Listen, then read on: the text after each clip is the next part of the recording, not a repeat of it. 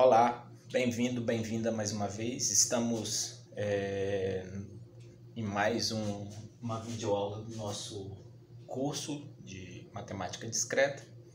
Trouxe de volta para a gente o nosso alfabeto, né, que nós vamos voltar àquele problema inicial de colocar cada símbolo de maneira encriptada, né? Então, estamos aí com as 26 letras do nosso alfabeto estendido. Podíamos colocar também os símbolos numéricos e acrescentar mais outros símbolos, mas por enquanto, acentuação, obviamente, letras com acento, a letra C com cedilha e sem cedilha, mas no momento isso é irrelevante, né? E aí eu trouxe essa pequena mensagem, né, só numérica, para a gente tentar enxergar o que está acontecendo aqui. Bom, eu tenho 26 letras no alfabeto, então é razoavelmente fácil de entender que a cada uma dessas 26 letras eu vou ter que associar um símbolo do lado de cá. Não pode haver ambiguidade, né? Então, o princípio básico da informação é que eu tenho que colocar cada código representado de algum modo e, além disso, cada código só pode estar representado deste modo, né? Então, tem que ser uma função que seja invertível no final das contas. Eu posso representar a letra A por algum dos símbolos desse conjunto. Como eu só estou colocando 26 símbolos ali, é evidente que eu preciso de 26 símbolos do outro lado. Exatamente porque não pode ocorrer algo parecido com isso.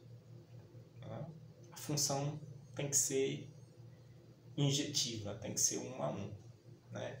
E mais, ela tem que ser sobrejetiva também, porque eu preciso obter o inverso, né? Para cada símbolo encriptado, eu preciso tentar descobrir qual foi o símbolo que lhe deu origem. E é por isso que na etapa 3, basicamente o que o autor está fazendo é contar quantas funções injetivas e sobrejetivas existem entre um conjunto com n elementos e outro conjunto com n elementos. Né? Então, essa contagem a gente já tratou dela de outro modo, eu acho que ela está bem posta lá, mas eu quero tratar especificamente da codificação. No nosso caso, a mensagem aí de cima, eu poderia começar a me indagar o que representa cada um desses símbolos. Então, sei lá, como não é uma transposição, a primeira coisa que eu poderia pensar é que eu ordenei apenas as letras do alfabeto. Chamei essa de 1, essa de 2, essa de 3, 4, 5, 6, 7, 8, 9, 10, 11, 12, 13, 14, 15, 16, 17, 18, 19, 20, 21, 22, 23, 24, 25 e 26. Fazendo isso até para lembrar, né? E aí, bom, podia testar para ver se faz algum sentido, né? Se o 1 representa o A e o 6 representa o F, depois eu tenho o A novamente, o 9 representa o I, a letra I, o 2 o B, o 4 o D, A, D, A, A. Não faz nenhum sentido. Essa mensagem não está criptografada dessa forma. E mais, pelo que eu disse antes, como é uma função injetiva, não poderia ser assim mesmo. Por quê? Porque se olhar só as primeiras letras, já tem uma ambiguidade aí latente, né? Porque eu poderia dizer que o 1 representa o A e o 6 representa o F, mas eu também poderia afirmar que 16 é a letra P. Se a gente testar assim, eu acho que também não vai dar certo. Porque eu não saberia novamente a respeito do 19, se é 1 e 9 ou se é o 19, que corresponde à letra S. Observe que pegando de 2 em 2 também não faria sentido. Na verdade mesmo, considerando que eu tenho 26 letras, então em algum momento eu vou precisar de 2 dígitos, aqui na verdade eu tenho todas as letras com 2 dígitos. Então eu poderia até respeitar, chamar de 01, 02, 03 e assim por diante, mas eu vou representar a letra A por 11, a B por 12 e assim por diante, 16, 17, 18, 19, ao invés de 10 é 20, 21, 22, 23, 24, 25, 26, 27, 28, 29, 30, 31, 32, 33, 34, 35 e 36. E aí essa mensagem passa a fazer algum sentido para a gente, porque o 16 corresponde ao F, o 19 corresponde ao I, a letra I, o 24 corresponde à letra N, lá em cima, o 14 corresponde à letra D, o 11 a A, e como eu já sei qual é a mensagem, vou completar.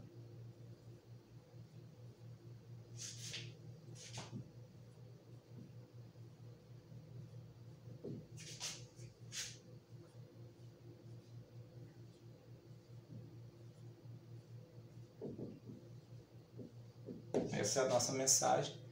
Finda a tempestade, o sol nascerá. Uma homenagem ao compositor Elton Medeiros, que faleceu infelizmente hoje pela manhã, parceiro de Cartola na música que tem esse verso. E também, de certo modo, uma tentativa de ter dias melhores, né? Porque essa tempestade que se abateu pela gente, devastando tudo, inclusive queimando tudo, vamos ver se ela passa o mais rapidamente possível. O nosso problema da criptografia RSA, embora tenha isso como um princípio, é que ela não se baseia apenas nisso, né? Ela se baseia também no fato de que isso daqui, preliminarmente, vai dar origem ao novo código. Eu vou explicar do modo mais simples que eu consigo fazer o significado da criptografia, né? A criptografia RSA ela se baseia em duas chaves. Uma chave pública, que é de conhecimento geral e restrito, e uma chave privada, que depende dos fatores dessa chave pública, né? Na verdade, a minha chave privada ela é composta por dois primos, que são muito grandes, primos da ordem dos milhões de algarismos. E aí eu pego esses dois primos e multiplico. P vezes Q. O produto desses dois primos é o que a gente conhece, a nossa chave pública.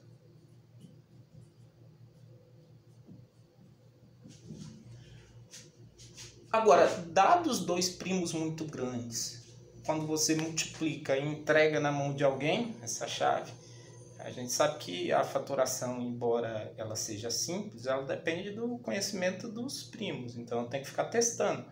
Esse cara é divisível por 2, por 3, por 4. Bom, eu vou usar dois primos pequenos, 17 e 19. Se eu multiplicar os dois, a princípio, 17 vezes 20 dá 340. 340 menos 17. 323. O número 323 é um número pequeno. Mas, bom, eu sei que ele não é divisível por 2, eu sei que ele não é divisível por 3, porque a soma dos algarismos dá 8. Mas aí eu tenho que ficar testando se é divisível por 7, se é divisível por 11, por 13 e assim sucessivamente, até encontrar o primeiro fator, que é 17. Né?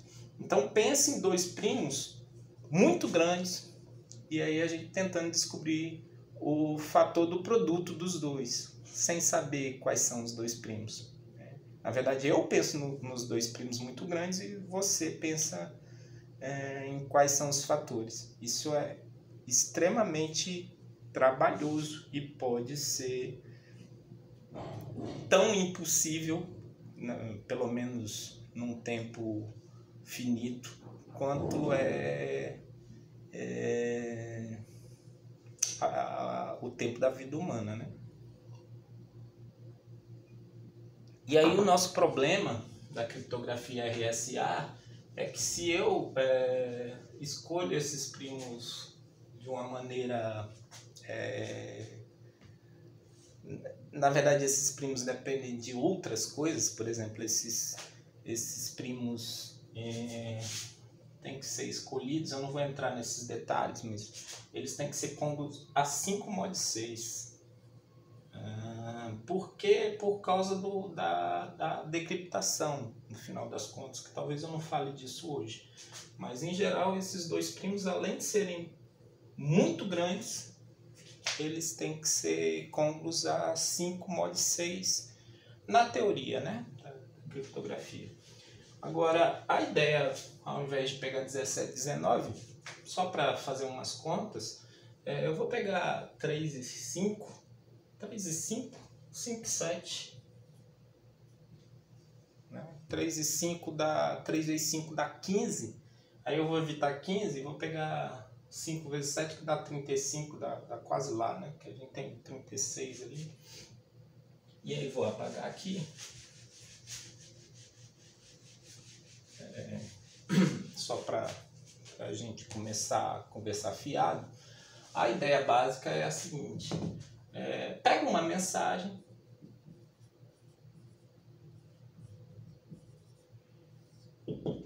e eu vou escolher a mensagem exatamente RSA.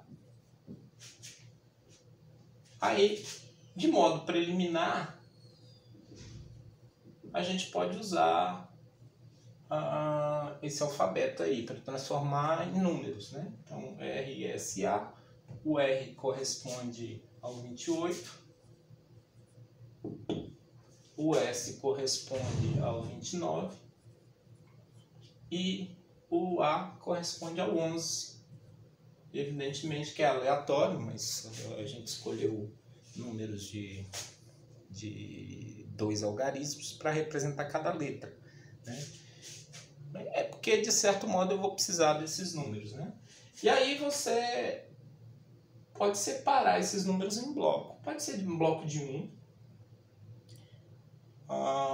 Pode ser também em bloco de 2 algarismos. 28, 29 e 11. Vou chamar esse aqui de bloco 1, esse aqui de bloco 2, esse aqui de bloco 3. Essa separação em blocos é aleatória. Ela só não pode... a única coisa que eu não posso ter é que se a minha chave pública, nesse caso aqui, é 35, nenhum desses blocos pode ser maior do que 35. Tem que estar entre 1 e 35. Bom, para sorte nossa, seria muito difícil pegar uma mensagem com a Z, né? Z não é tão... Mas assim, eu escolhi os primos pequenos. Evidentemente, se eu escolho um primo maior do que 5, eu não vou ter problema algum com nenhum desses. Mas lembre-se que a gente pode incluir aí os próprios algarismos, pode incluir também letras com acento e outros símbolos mais. Mas os primos são muito grandes, é só um exemplo. E aí a ideia básica da criptografia RSA é a escolha de um número lambda que na teoria tem que ser 3 e por isso o P e o Q tem que ser cônjuges a 5 módulo 6, detalhes que eu não vou dizer porquê. Aqui eu vou escolher um lambda bem pequenininho, eu vou escolher um lambda igual a 2. E aí, cada bloco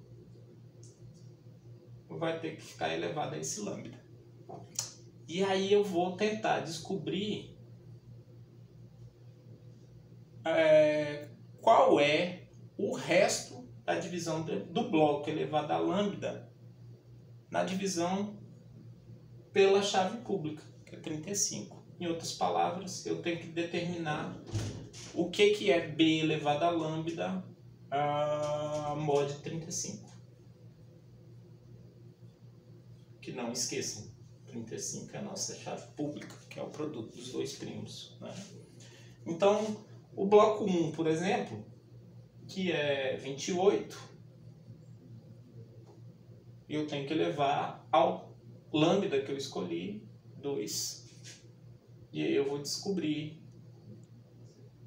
o que é isso daqui mod 35. Bom, 28 para 35, faltaria 7, né? Então eu posso afirmar que 28 é côngruo a menos 7, mod 35. Menos 7 ao quadrado, 49. 49 para 35 faltam exatamente 14. Na verdade, 35 mais 14 dá 49, tá certo. Mod 35. Perceba que a congruência estava envolvida, de certo modo, naquilo que a gente precisa, né? O segundo bloco, B2, elevado ao lambda que eu escolhi, 29. E aí eu preciso saber a mesma coisa. 29 ao quadrado é côngruo a quem? Módulo 35. Bom, 29, como 28 para 35 faltam 7, 29 para 35 faltam 8. E menos 8 ao quadrado dá 64. 2 vezes 35 dá 70. Com 64 tá faltando menos 6 para... Faltam 6 para 70, né? Então 64 é côngruo a menos 6. Bom, e menos 6, se eu subtraio 29, vai dar menos 35. Só para pegar um positivo, né? E finalmente, quando eu pego o 11 ao quadrado, 11 ao quadrado, 121. 2 vezes 35, 70. 3 vezes 35 dá 3 vezes 5, 15. Vai 1, 3 vezes 3, 9. 105. 105 para 121, exatamente 16. Isso é côngruo a 16, mod 35. Okay? Então as congruências, elas estão envolvidas, de certo modo, né? A nossa mensagem, usando essa chave pública e escolhendo esse lambda, a nossa mensagem enviada é 14, 29, 35. Então, observe que, primeiro, troco os símbolos por alguma escolha numérica. Essa escolha numérica, ela é criptografada de acordo com uma chave, e essa chave gera uma nova mensagem que, veja bem, seria dificílimo. Sem a chave, é dificílimo descobrir, mesmo a chave pública, é dificílimo descobrir que isso daqui representa isso. Com a chave pública, se os primos forem muito grandes, a gente vai ver depois que o processo inverso é praticamente impossível de ser quebrado. Obrigado.